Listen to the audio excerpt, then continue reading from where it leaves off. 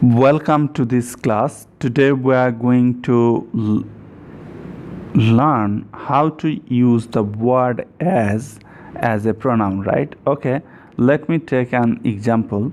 I have the same trouble as you had. Okay, can you say me what is the partial piece of this as? Actually, here we have used as a relative pronoun. Okay, let me explain this thing.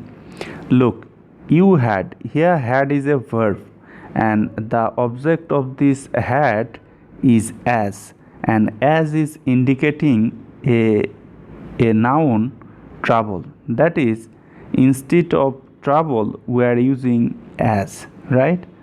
So as is functioning here as relative pronoun and also the object of had. Okay, let me break down this sentence.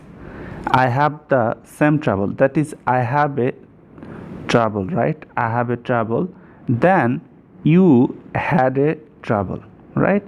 Here the object of had is trouble and trouble is a noun, right?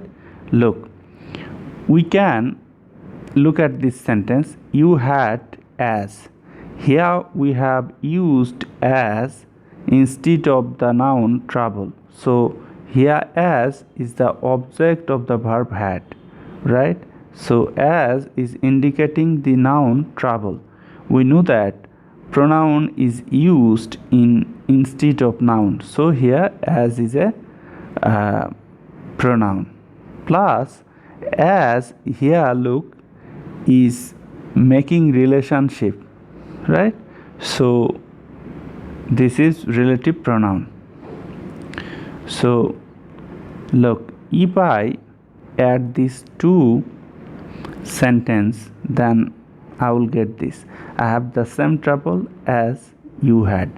Here subject, this is verb, the object of this verb is as is a pronoun because it is indicating the noun trouble, and here have is a verb, the subject of this verb is I, and the object of had is trouble. Here same is adjective and this determiner, right?